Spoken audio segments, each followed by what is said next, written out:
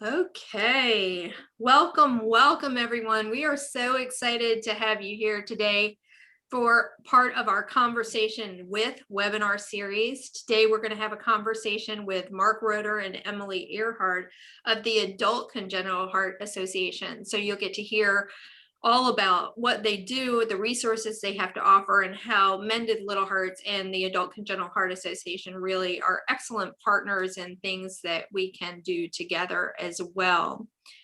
A little bit before we begin, so all of you are in listen only mode, and hopefully you can see and read the slides if you can't hear. So if you can't hear, most likely it's the audio button. Make sure your sound's on, make sure it's turned up. But that's what we find is most likely the culprit for that. And let me move this over so you guys can read this. Please use the Q&A box. So you'll see a box that says Q&A. If you press on that, you can type in your questions. All questions are welcome. We are going to ask them at the end of the conversation. And please note that Mark and Emily they can't answer questions about a specific child or a specific patient or a specific case, because that is for your treating physician. So just bear that in mind. But questions in general about children as they grow, as they transition to adulthood, and adults with CHD are very welcome for this conversation. And we will provide a PDF version of the slides, as well as the recording of this presentation is going to be on our Mended Little Hearts website and our YouTube channel. So if you haven't checked out our YouTube channel, there's tons of great stuff on there. Please do so. So I am your moderator. I'm Jody Smith. And for those of you who don't know me, and I'm the program director for Mended Little Hearts. I have two fellow staff on with me as well in the background, and that would be Mandy Sandcooler and Leslie Brown. So I'm very excited to have them on today. And a little bit about the Mended Hearts Inc. So Mended Hearts Inc. has two programs, Mended Hearts and Mended Little Hearts, and our mission is to inspire hope and improve the quality of life for heart patients and their families through ongoing peer-to-peer support, education, and advocacy. And the Mended Little Hearts program serves the littlest heart patients of all, is how we put it, those who have congenital heart defects in their families, and we support them as they grow. And then Mended Hearts supports adult patients, and so we support across the lifespan. I am really honored and excited today to have two wonderful people join me in the conversation, and that is Mark Roeder. He is president and CEO of the Adult Congenital Heart Association, and they've been doing such amazing things since he joined them. And then I also am lucky to have added Emily Earhart, and she is the California Regional Development Leader for the Adult Congenital Heart Association, and she is also an adult with CHD. So how cool is that? So I'm going to stop sharing my screen, and then we're just going to have a conversation. This is going to be a casual format, no formal presentation or anything like that. Okay, so stopping share. I'm going to just check. Oh, good. We have a good afternoon from Winter Haven, Florida. So it's just checking chat, make sure that nothing is amiss. So I'll start with some general questions about ACHA and about you guys. If you each could tell me, Mark, if you want to start, and Emily, a little bit about yourself and how you became involved in ACHA. Sure. Well, thank you, Jody. And first, it's a pleasure to be with you and with everybody today. So a little bit about myself. I live in Maryland, pretty much equidistant between Baltimore and Washington. I'm married with 3 kids. One of my kids is graduated from college working as a mechanical engineer and is getting married next month. So we're going through all of that sort of fun time right now. And then my other 2 kids are twins who are both about ready to complete their sophomore year in college. Professionally, I have been very fortunate to have, I would say, 2 rather distinct professional careers. The first half of my professional life, about 18 years or so after I graduated from college, I worked in corporate marketing and PR, eventually becoming marketing director for a very large retail supermarket chain for several years. And then now for the last 17 or 18 years, I've been able to lead a number of different nonprofit organizations. And most of those organizations that I was involved with were very large national nonprofits where I was able to lead statewide or regional activities. And so part of what really attracted me to ACHA was the opportunity to really sort of dig in and lead a small but growing national nonprofit. And then I became, when I started looking into ACHA, and this was 4 years ago when I joined, I became really pretty obsessed with the fact that CHD is the number one birth defect, and yet general awareness is just so lacking. And then when you start to think about, adults living with CHD, awareness drops even more and more, right? And so I really became sort of fascinated with the fact that, maybe, with my background, maybe I could help change that a little bit. Maybe it was a challenge that I wanted to take on to see if we could help try to move the needle on awareness a little bit. Well, Mark, you guys are doing a really good job of that. And I'll tell you, it's a frustration we all empathize with in the lack of awareness space, and especially with the adults with CHD. I can't even tell you how many times lately we'll connect with adults with CHD, even in Mended Little Hearts, and they'll say, "Oh, I've never met another adult with CHD." I'm like, sure you have. You just don't realize it. You don't know it. Right. You don't realize it. So thank you so much for sharing that. And I am very glad to see all that you guys are doing to help raise awareness. So Emily, how about you? Hi, well, thank you, Jody, so much. It's an honor to be a part of this conversation with you today. So I am on the opposite coast from Mark. I am on the West Coast in California and in the LA area. I was born with a CHD and had my first surgery when I was 11 months old. And my story is kind of like a lot of people who have CHD. Kind of continued maintenance throughout adolescence. I had my second open heart surgery as a teenager at age 15, then had relatively great health after that for a while until, and stayed in care, but was kind of outside of the world of CHD, pursued my bachelor's, my master's degree, traveled all around the world, lived abroad, did a lot of wonderful things professionally. And then at the age of 30, my health really started to decline again because my valves that I had replaced as a teenager started to fail. And so I had two open heart surgeries back to back in my early 30s. Wow. And it was at that point when I realized I'm still a CHD patient and I still need to be oriented towards this world, to the CHD world and the CHD community, because it really blindsided me. And I really, while my care was great and I had a great recovery and I'm now thriving again, I felt like there was something missing. I live in LA, one of the most populated areas in the country, and I hadn't at the age of 30 met anybody else, like you're saying, Jody, who had CHD. And when I kind of stumbled across ACHA and not only their community, but their resources that they had as an organization, it was just it was like this awakening, and as well as this incredibly affirming thing to connect with other people who had gone through such experiences. So I first got involved with ACHA after my most recent surgeries as a volunteer as part of their peer mentor program, which is kind of ACHA's flagship program.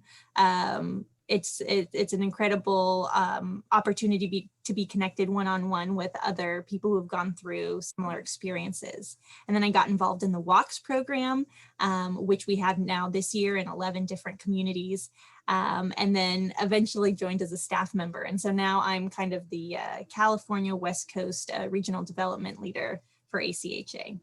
That is excellent. So what a journey. And we're very thankful that you became involved as a volunteer and then in the regional level for the Western region. So thank you for sharing that, Emily. So Mark, I'm just curious, it seems like you told us a little bit about your background and your desire to work in the nonprofit space to make a difference, and we certainly have seen that. Can you give us a little bit more information about how your goals and values align with ACHA's? Sure. So, Jody, ACHA's core values, and forgive me, I'm going to read these because I want to get them right. But so our core values are encourage collaboration, empower each other, embrace change, commit to excellence, and act with integrity. And, I think all of those, all of those are critical. To me, the two that resonate most for me personally are probably the last two, commit to excellence and act with integrity. And I truly believe that is the way that we at ACHA try to go about our business on a day-to-day basis. We strive to be an organization that has consistently high standards that our stakeholders can depend on. If whenever you see a new document that we publish on our website or a new webinar that we put out, or it has been well prepared, it has been fully vetted. I think that we are fortunate to be able to work with really the top ACHD experts in the field, several of whom are on our medical advisory board and or our accreditation steering committee. And so I think that I honestly believe that what I'm probably most proud of with our organization is that we truly do invest the time and effort to really do things right. We may not be the flashiest organization. We may not be, sort of that shiny new vehicle, but we've been around now, for 23 years. And I believe that we are an organization that people can surely rely on, depend upon, and truly trust that the information and resources that ACA puts forward really are accurate. Yeah, I think that that becomes very clear. You guys have many of the go-to resources in the adult congenital heart space. And I always, whenever anyone wants information, that is where I send them. And in fact, you're referred to in our Mended Little Heart Guide and other ones of our resources because of that. So I really appreciate that you guys have those high standards. And you talked a little bit about the 23 years. Could you give us a little bit more background and lead us to where you are today? Sure. So ACHA was founded back in 1998, and it was founded by 4 individuals who had connected on the old Congenital Heart Information Network listserv. And do we even remember what listservs were anymore? But that, yeah, well, there you go. And so that was how our original founders found each other, right? And one of the overriding principles of ACHA, even from the very first days, has been the notion of you are not alone. That is truly a theme that we try to put forward in everything that we continue to do today. And so, one of the things that I always try to share is that our original name for the organization was Special Hearts. That only stayed around for a short period of time, and then it sort of quickly moved to Adult Congenital Heart Association. Our first office, as is often the case with many small nonprofits just trying to get established, was in a family home. It was the Klein family home in Boston, and that was where ACHA really did run its business out of for the first several years. Eventually, in 2007, the organization moved to Philadelphia, which is where we're basically still based. We're now in what's called Media, Pennsylvania, but it's a suburb of Philadelphia. One of the things that is, I guess I used to say it's unique, but now after a year plus of the pandemic, it's not so unique anymore.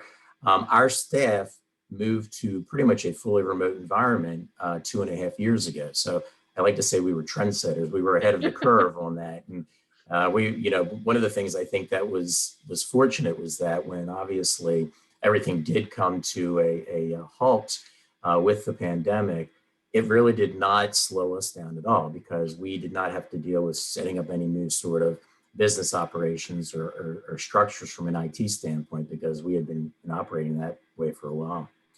From an organization standpoint, we are 12 staff members, scattered across the country, trying to make sure that we can, represent all parts of the country. Emily, as she mentioned, is out on the West Coast. We also have a 16-member board of directors, plus 4 emeritus board members. We have a 30-member medical advisory board, and many emeritus medical advisory boards. We have, Emily mentioned that she had been a peer mentor previously. We have roughly about 55 active heart-to-heart peer mentors. And then, of course, we have hundreds of other volunteers who work with us on several other committees, our Walk for 1 in 100 events, our advocacy efforts. And of course, as with Mended Little Hearts, our volunteers are truly the lifeblood and the driving force behind the organization. Yeah, absolutely. And we're both organizations are so lucky to have an amazing cadre of volunteers and many who overlap, which is awesome too. And so we're very grateful for that. I'm going to ask you a little bit later some more details about some of the programs you have going on that you just mentioned. But I want to ask Emily, what do you want parents of children growing up with congenital heart defects, or as some people say, congenital heart differences now, to know about what ACHA has to offer? Well, first off, I want to say thank you, because it is our parents and our families that get us through those early formative years. And I appreciate now as an adult all the things my parents went through as a sick kid. So our resources are not just for the adults that have made the transition to adult care, but like you said, we have some really valuable resources for young adults who are getting ready to transition, as well as for their families who are transitioning to adult care. One of our greatest and most used resources is our clinic directory, which we have on our website. And it has just recently been updated so that now it includes satellite clinics. It designates people who are adult congenital heart board certified doctors, as well as accredited centers across the nation. We also have a travel directory that gives you a link to all of the CHD clinics around the world, not just in this country, state by state. And we have some other fabulous both print and electronic resources to start getting, as a young adult, kind of the control and power over your own health. So equipping, we have all these wonderful resources, but tools to equip you, your young adult, as they start getting into adult care with the tools they need to take ownership of their health, like our health passport, which is still one of our most requested and most used resources, available both online and in print.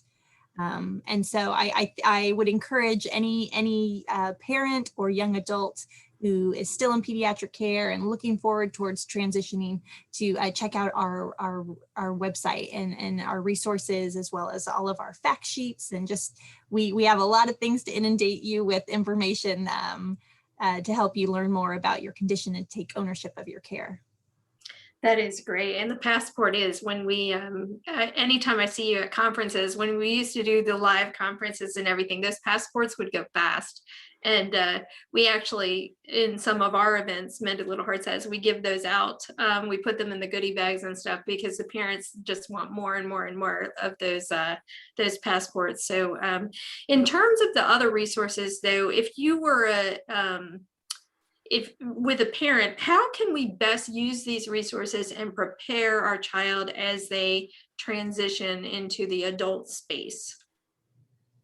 Well, I think it's about starting the conversation early. And we're seeing, as transition programs are being more formalized at hospitals and at CHD programs, that they're starting the conversation earlier. I mean, starting as early as like 12 at a lot of places, to just start talking with your kid, start asking them questions, ask them to describe their health condition.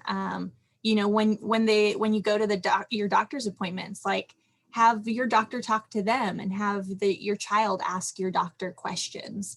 It seems like a really small thing, but it actually, I think, goes a really long way in conveying to your kid that this is their health and this is their responsibility, that they have to take interest in. I know it's hard to do as a parent, not to be the all the questions, right? And some kids are more shy than others, but I think as much as you can, empower your kid as early as possible to start, you know, knowing what their medicines are, knowing who their doctor is, have their doctor's phone number in their phone, you know, in the emergency information on their phone, you can put in like a brief medical history.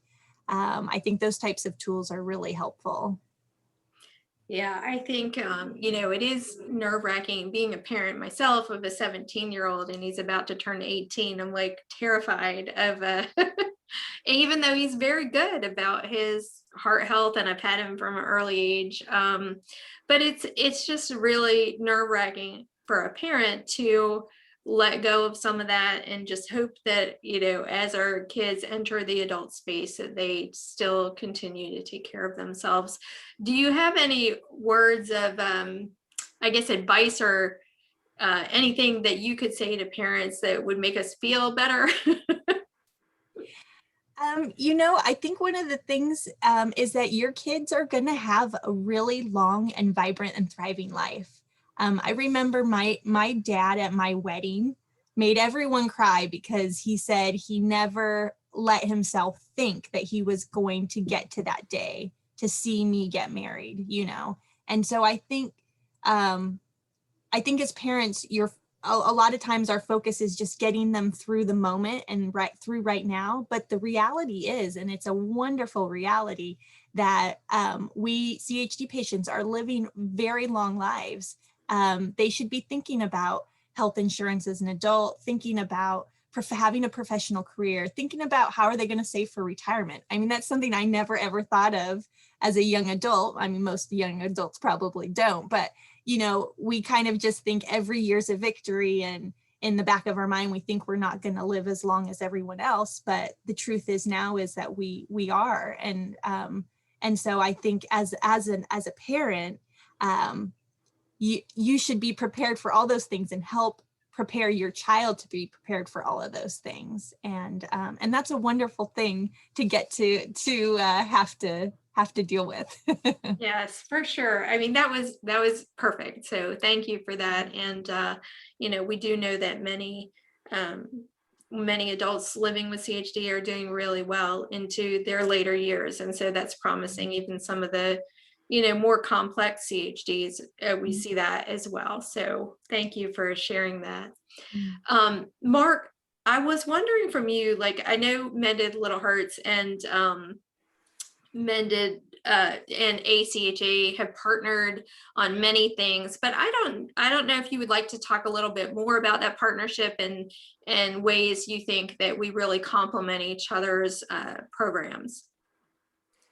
Yes, I think Jody, probably where we are most well known for collaborating through the years has been on legislative advocacy.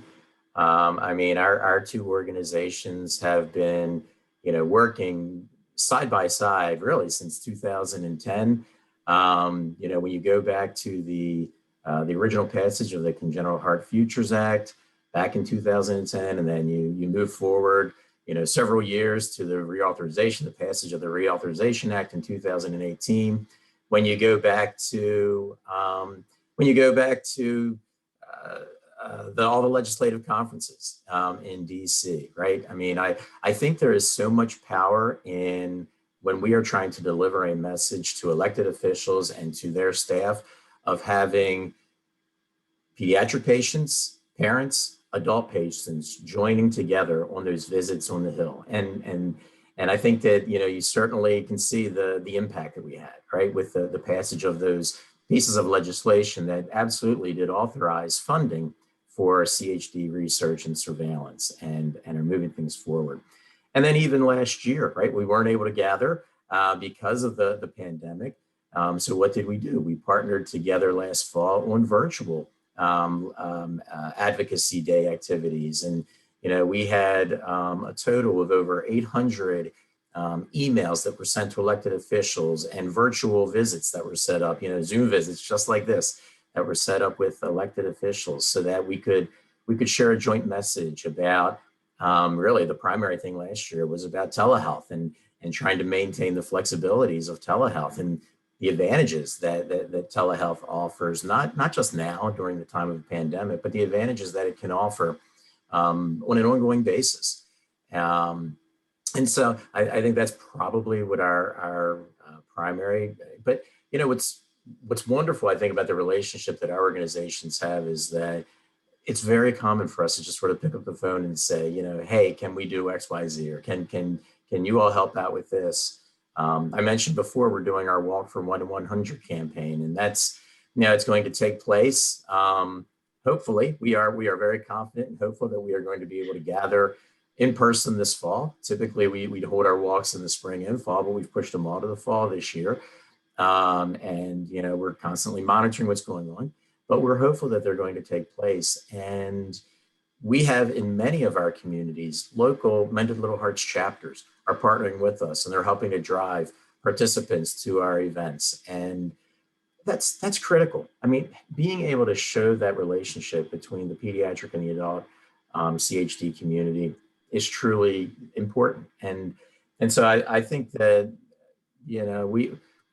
again, what I really appreciate is that, there is a very much an openness to the relationship. And if it's something that's going to benefit the community, then I think our organizations are very much willing to take a look and consider it.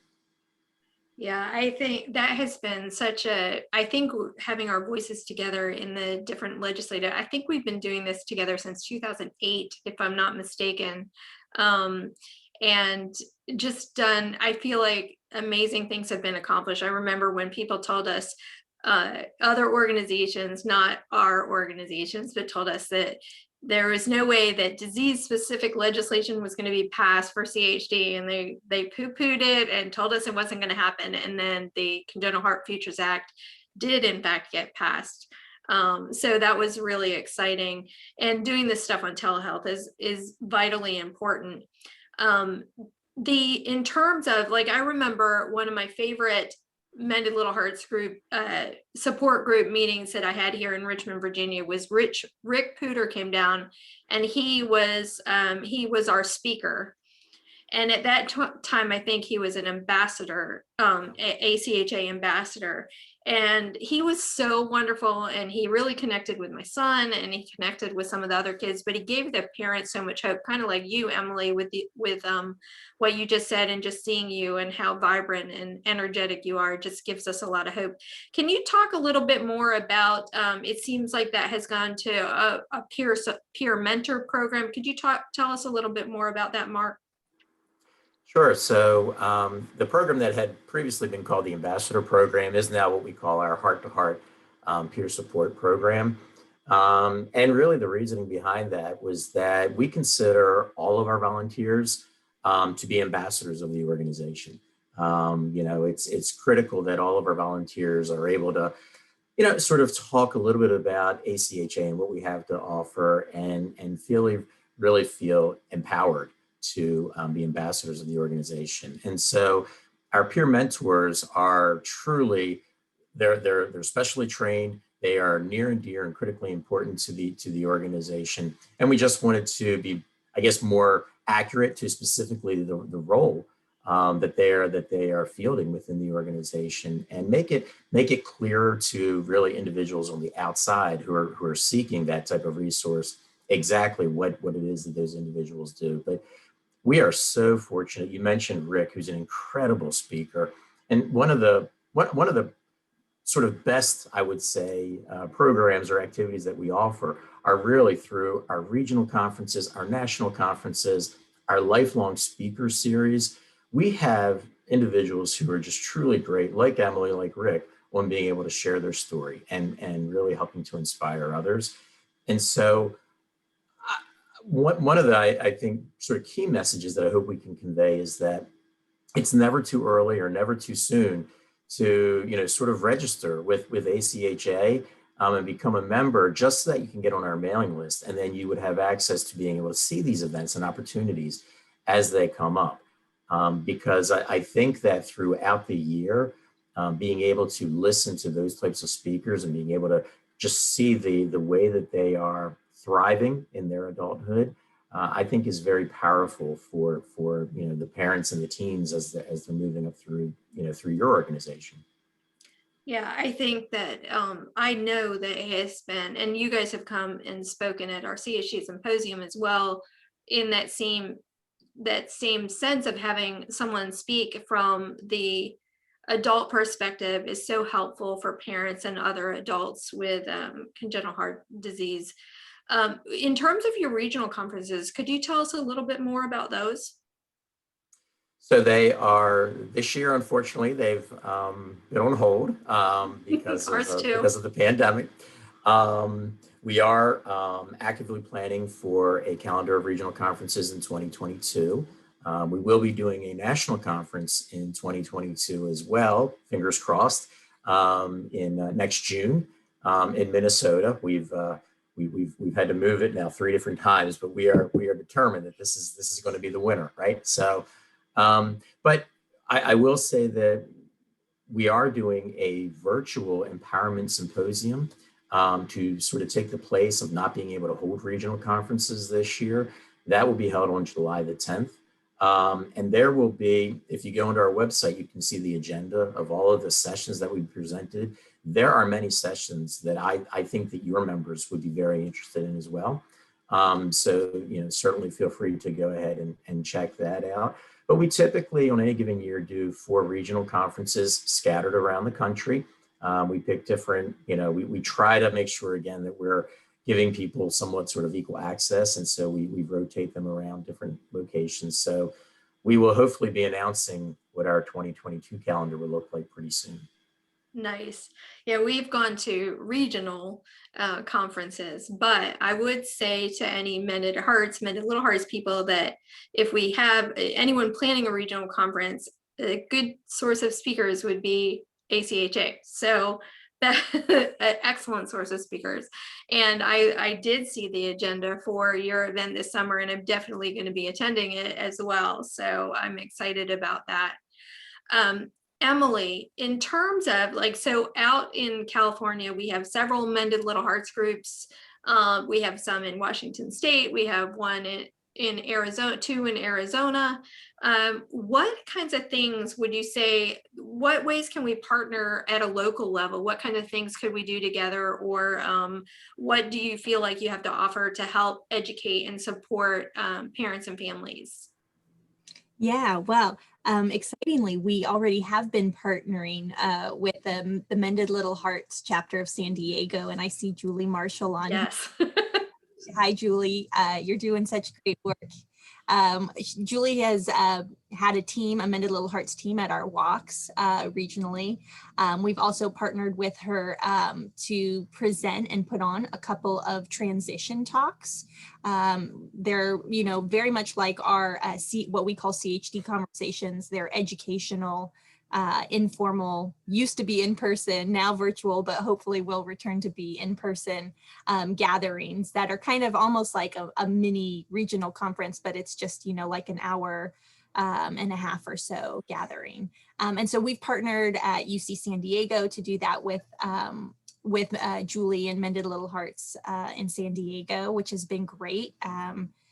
We've also gone to a few outreach events at children's hospitals together as well. So it'd be fabulous if we can continue that kind of collaboration and partnership in different regions across the country, because we really are serving the same community, the same people. These kids are going to become adults, and while we think of them in those 2 different categories, they're still just one person. Yes. I think the more we do that, the greater the success and support for the patient and their family, which is for all of our organizations, all the CHD organizations, that's our end goal, right? Yes. And speaking of that, and Julie is absolutely amazing, and they have a strong teen group, and that's where my next question is going. So in terms of supporting teens, Mended Little Hearts has a lot of people, we start with the parents. Usually we get the parents, they're in crisis, their child is just diagnosed, they're a baby, they're having surgery, so forth. And then the parents are in for a bit. Some of them stay real active because they just love being involved and supporting others. But we find that as the kids get older, they're like, I don't want to go to the Mended Little Hearts meeting. They don't want to go to a support group meeting. What are your thoughts about ways we can support those teens as they are moving into adulthood? I'm putting you on the spot with this question, but I didn't know if you had any thoughts or ideas on that.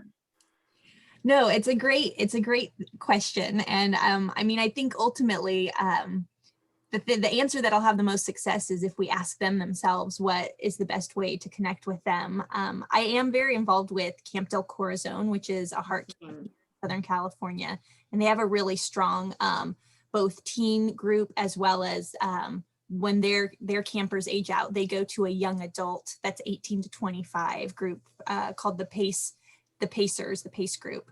And what I've learned from those groups is that it is about a lot of engagement socially on social media. And so I think figuring out a way for us to make sure all of our resources and supports are accessible digitally, I think is a big thing because they all have phones. I think that the more we can create like an app, and I know that's something that ACHA has talked about for a long time, and hopefully will be, if we get funding for it, will be something in our future, having like a CHD app that teens can download. And I think having all of creating more of a support community online, I think will go a long ways for engaging that group. That's awesome. Yeah, I do find that it's interesting because they tend to be, the parents tend to be on Facebook, the kids are on like a TikTok or Instagram. Yeah. Maybe even Instagram's a little passe now, I don't know. But yeah, that's more my generation. Yeah. Feels. And now the young people. It does. So it gets old so fast. Yeah, I know. Mended Little Hearts in CHD Awareness Week, we put a dance with Stitch, our mascot, onto TikTok because we're like, okay, that's where they are. That's where the younger people are. So we put it on there. It was really fun. It was a cool thing, but we're still learning about that kind of thing and making sure we don't get ourselves into a little trouble there. Well, and Jody, we've talked about, you and I have talked about the app for a while, right? Yes. We just need that funding, right? Yeah, absolutely. And just having that, like, YouTube videos or app where people can go and see each other, like they watch each other play video games, right? So maybe they'd watch each other talk about CHD. So yeah, absolutely. So I just wondered if each of you, and I'll start with you, Mark, and then Emily, if you have anything else you'd like to add before we go to questions. I see we already have a question. And like I said, everyone listening, please feel free, type your questions in the Q&A box and we will respond to them. We love questions and we'd love to see you. Feel free to ask. So Mark, with you, is there anything else you want to add? Yeah, I think the only other topics I would touch on briefly are a couple of the sort of signature ACHA activities that we haven't really touched on. One of them is the ACHA ACHD accreditation program. Yes. Which we actually began developing back in 2010, 2011, and then went through piloting, testing, and whatnot, and launched publicly in 2017. And it really is changing care standards, comprehensive care standards for adult congenital heart disease care across the country. It's a very rigorous process. From application through site visit to final determination letter typically takes a year or more. It's about 1,000 pages worth of documentation. Wow. And we do it hand in hand with medical professionals. So it's, something that I would think that all patients can take comfort in knowing that the field is being elevated in total through this program. We're up to 41 accredited centers now across the country, and many of those centers have satellite programs, so the territory and the geography that they cover actually expands quite a bit beyond just, whatever city they're located in. And the other thing I would mention briefly is that in 2019, ACHA started to fund research. We started our own peer-reviewed research program, and we did our first round of funding that year. We're actually in the process right now of going through the review for our most recent round of applications, and hope to announce our next round of research grants within the next month or so. And again, the research that we focus on has much to do with specifically what it's like living with congenital heart disease, and in terms of sort of quality of life factors, in terms of, it's not so much about sort of the biology that we're funding. What a lot of our projects have to do with is anxiety and stress and, sort of exercise. And so it really sort of many sort of quality of life facets and how research along those lines is impacting, our population. So I'll stop there and see if Emily has anything else that she wants to add. Well, I just wanted to add, I know I've definitely been touting a lot of the empowering your kid to take ownership of their health, which I think is really fundamental, especially in that transition to adulthood. But I also wanted to balance that and say that I think as a parent, it's really one of the greatest gifts you can give your kids is to just let them be a kid. Don't have their whole identity defined by their CHD.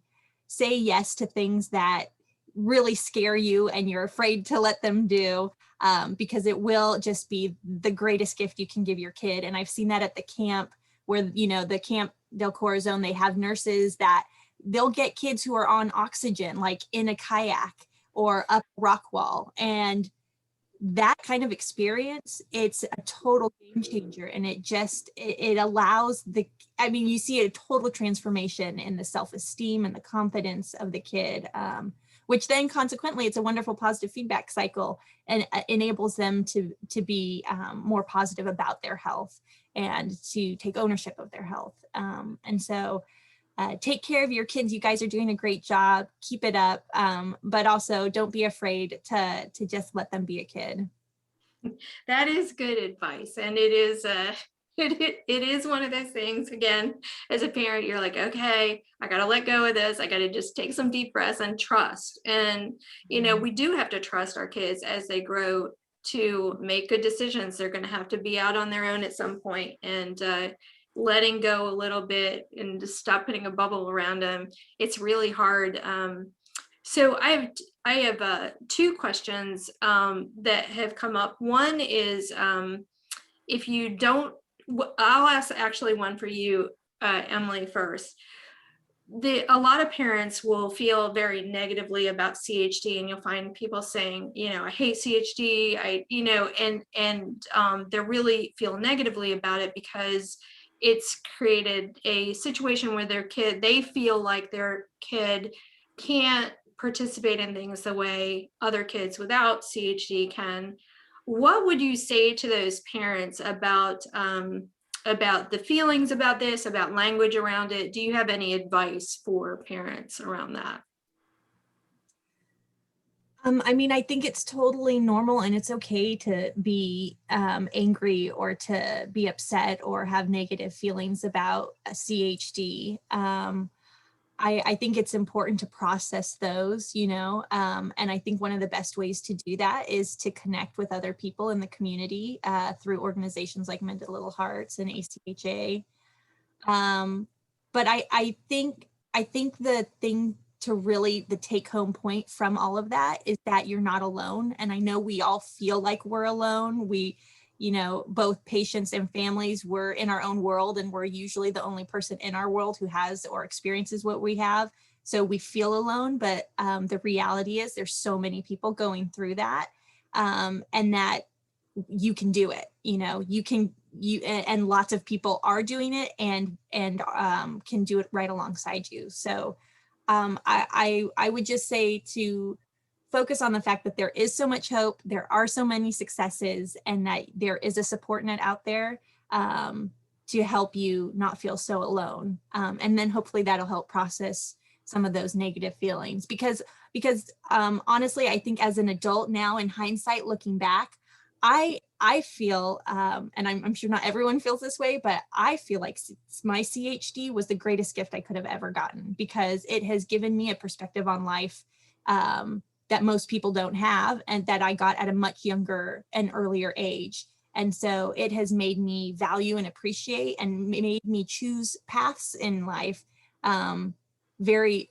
intentionally and strategically, because you just have a greater kind of appreciation for life as a CHD patient. Yeah, well, thank you. That's wonderful advice. And there are all sorts of chat coming up about how people really appreciate your input and very positive attitude that makes people feel very, very good, and really appreciate that. The next question is for you, Mark, and the question is, if someone doesn't have an ACHD center anywhere near them, what do they do? What would ACHA recommend they do? Yeah, I would say the best thing is to go to our clinic directory, our online clinic directory, because we're now up to about 500 board certified adult congenital cardiologists in the country. And one of the most recent upgrades that we did just this past January to our clinic directory is that we now we signify on the directory if that individual has gone through that board certification. And it's two extra years of specialty training in ACHD care. So it is meaningful and it's important. And many of those individuals are practicing at centers that are not accredited yet, and there is great care that is occurring all over the country. When you're an accredited center, it means that you are able to provide sort of the full gambit. You've got the full plate of comprehensive care. But many other locations are also doing, outstanding work. They may just not have the full complement, right? So, but I would say that start with the online clinic directory. Odds are you probably will be able to find somebody that's within reasonable distance who is board certified, and that would really be your best starting point. Yeah, thank you. It's as a parent, and luckily I've worked with ACHA since I started at Mended Little Hearts in 2007.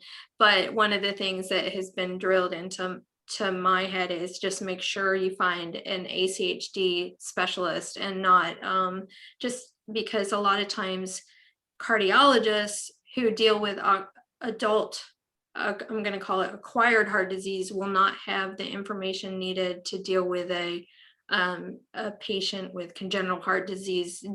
Is there anything else you would like to add to that? No, I think one of the things that's really interesting is that because of the fact that our adult patients are now living longer and longer, they are now starting to experience, many of the, sort of the same challenges that all of us in the general population face as we are aging as well. Things such as high blood pressure and obesity, and not getting as much exercise as we probably should, and things like that. And so what's interesting, and what makes it even more important for you to go and be seen by a specialist, is that they understand sort of those combination of factors, and that becomes so critical. If you do have a CHD and you are challenged and dealing with obesity, or you have high blood pressure, how is that going to impact your CHD, right? And perhaps repairs that you've had in the past, perhaps medications or repairs that you might need in the future. So that becomes even more important that you see as a specialist as you continue to grow older and older. Yeah, can I just echo what Mark Sure. said there, and just say that, especially as a female, with family planning, I think it's really important to be seen as an adult, a female adult with a CHD, by an ACHD specialist, because they know how to deal with pregnancy and CHD. Whereas the pediatric doctors, they're like, I don't want to deal with that. You're giving me gray hairs. So all the more reason, especially for women, to be in with a specialist, because navigating all of those adult health issues, it's just a lot more, doable. Yes. And it does become more complex, but it also makes it easier to go through that process with someone who really understands the mechanics of congenital heart disease. So Mhm. yeah, Exactly. absolutely. Well, you guys were absolutely delightful. I'm really excited about getting this recording up so the people who couldn't be on can watch it. And I just want to thank you both so much for spending this time with us today and for all that you do and all of your partnership with Mended Little Hearts. We just feel so lucky to work with you guys. You're an amazing organization, amazing people, and I want to just thank you. Oh, thank you, Jody, and trust me, the feeling is mutual. We very much enjoy and appreciate partnering with you and with Mended Little Hearts as well. Oh, thank you. And Lauren says hello to Emily and how amazing you are too. So she's popped on Thank here as you. well. Thank you, Jody. This has been a really wonderful treat. I hope we can do this again. Yeah, absolutely. Thank you. You guys have a wonderful day. Bye, everyone. Thank you. Bye. Bye-bye.